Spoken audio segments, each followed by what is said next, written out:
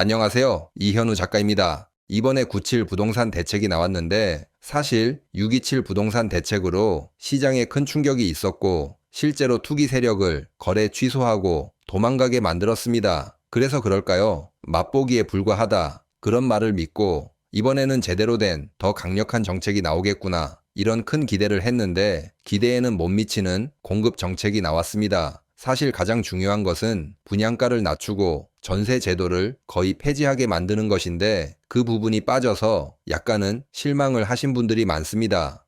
95점을 기대했는데 70점 밖에 못 받은 느낌이 듭니다. 그래도 이번 정책의 효과는 분명히 있을 것입니다. 부동산 정상화를 진행시킬 수 있는 부분도 있고 한계점도 있습니다. 그래서 오늘은 우리에게 어떤 정책이 필요한지, 무엇이 빠졌는지, 어떻게 고칠 수 있는지 생각해 보겠습니다. 일단 이번에는 대규모 공급 정책이 나왔습니다. 사실 공급을 늘려서 부동산 시장을 안정화시키겠다. 이런 말은 대통령 선거 때마다 진영에 상관없이 나오던 말들입니다. 하지만 결국에는 공급만으로는 부동산 시장은 안정시키지 못했습니다. 사실 가장 중요한 문제는 민간이 분양하던 정부가 분양하던 분양가를 낮춰서 가격을 안정시키는 것이 핵심입니다. 그동안 건설사들이 철근은 빼먹으면서 가격은 말도 안 되게 올렸습니다. 이로 인해서 실수요자들의 피해가 제일 컸습니다. 하지만 이번 공급 정책에서 다양한 방법으로 공급을 늘리겠다 이런 말은 있지만 분양가를 획기적으로 낮추겠다 이런 말이 없었습니다. 만약 이번 발표에서 분양가를 시세 대비 40% 이상 낮춰서 빠르게 공급하겠다 이런 계획을 세우고 발표를 했다면은 지금 실수요자들은 일부가 무리하게 대출받아 부동산을 매수하지 않고 관망할 것입니다. 부동산 정상화가 더 빠르게 진행이 되는 것이죠. 사실 민간 아파트도 이름만 어렵고 길게 만들지 실제로는 철근 빼먹고 하자투성이라고 생각하는 사람도 많습니다. 어떤 제품이든지 가격이 저렴하고 성능이 합리적이면은 그 자체로 경쟁력이 생깁니다. 정부가 가성비 좋은 아파트를 공급 계획 발표만 했어도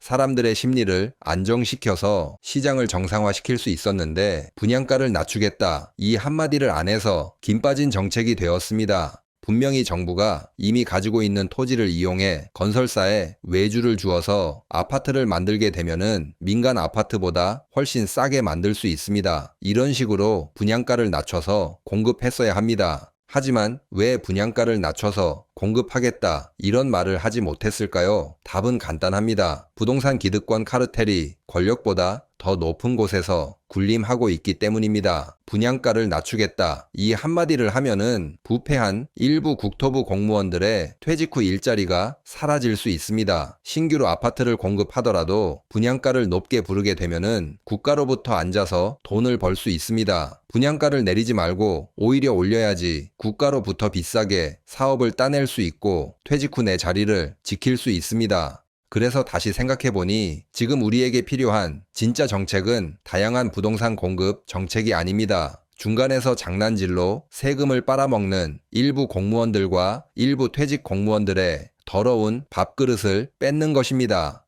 아참, 뺏는 것이 아닙니다. 훔쳐간 것을 다시 제자리에 돌려놓는 것입니다.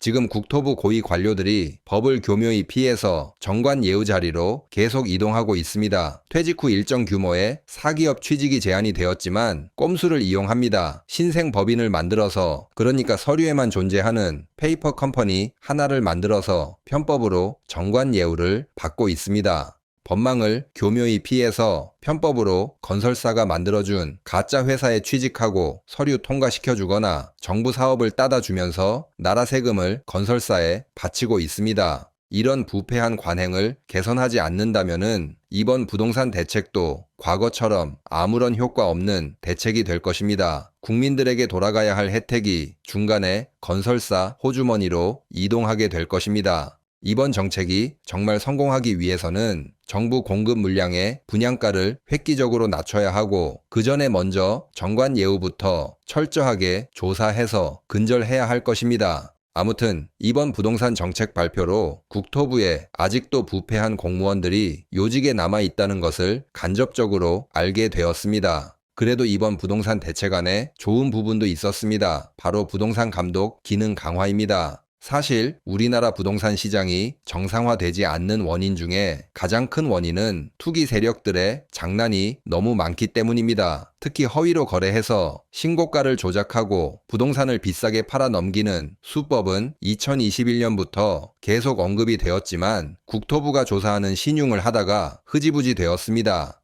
하지만 이번에 몇 가지 제도가 도입이 됩니다. 일단 부동산 시장에서 일어나는 불법을 조사하고 수사하는 조직을 신설한다고 합니다. 부패한 관료들이 아직은 남아있기 때문에 얼마나 잘 수사하고 불법을 때려잡을지는 미지수지만 그래도 조직이 새로 신설이 되면은 시민들의 감시나 언론과 경제 유튜버의 여론을 통해서 정상적으로 작동시킬 수 있을 것입니다. 이번 조직 신설도 부동산 정상화를 외치는 유튜버들이 그래도 계속 문제를 제기하고 사람들이 동의를 했기 때문에 정부가 반영해 주었다고 생각합니다. 사실 가만히 있는다고 어디서 떡이 떨어지겠습니까? 또 진실을 열심히 알려야죠. 아무튼 잘된 결정이라 할 수 있습니다. 그리고 허위 거래를 줄이기 위해 주택매매계약 신고가 강화되었습니다. 기존에는 별도 증빙 없이 공인중개사가 매매계약을 신고하면은 거래가 반영이 되었습니다. 하지만 앞으로는 주택매매계약을 하는 경우 계약서를 작성하고 계약금 입금, 증빙 자료 제출이 의무화됩니다. 실제로 계약금이 입금이 되었는지 확인하고 거래를 반영하겠다는 것입니다. 사실 그동안 아무런 증빙 없이 계약이 등록이 되었다는 것이 더욱 놀라운데요.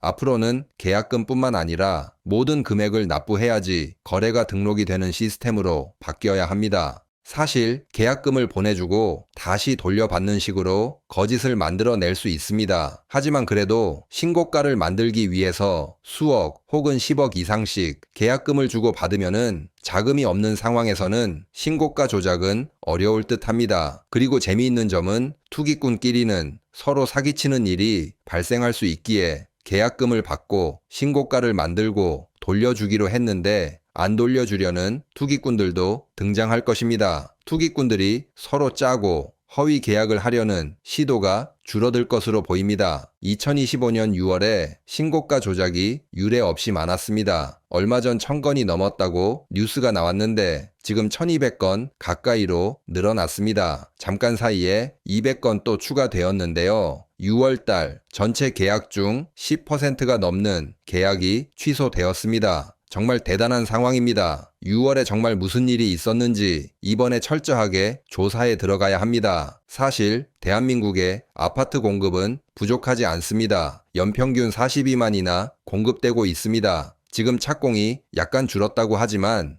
그래도 인구가 줄어드는 속도와 노령화가 진행되는 속도가 훨씬 빠를 것입니다. 사실 이번 97 공급 대책에 약간 실망한 것은 사실입니다. 가장 중요한 분양가를 확 낮춰서 가성비 있게 공급하겠습니다. 이런 자신감 있는 정부의 모습을 기대했는데 그 부분이 빠져서 약간 김 빠진 사이다 같은 느낌이었습니다. 우리가 기대했던 모습이 아직 안 나오는 것은 일부 부패한 관료들이 있다는 사실을 잠깐 까먹었습니다. 세상이 쉽게 바뀌겠습니까? 그래서 생각해봤는데 앞으로도 열심히 방송을 통해서 또 열심히 알리는 수밖에 없겠습니다. 그래도 허위 계약 거래들이 조사를 받는다고 하니 부동산 정상화는 이상 없이 진행될 것입니다. 그러면은 오늘 영상은 여기서 마치겠습니다. 감사합니다.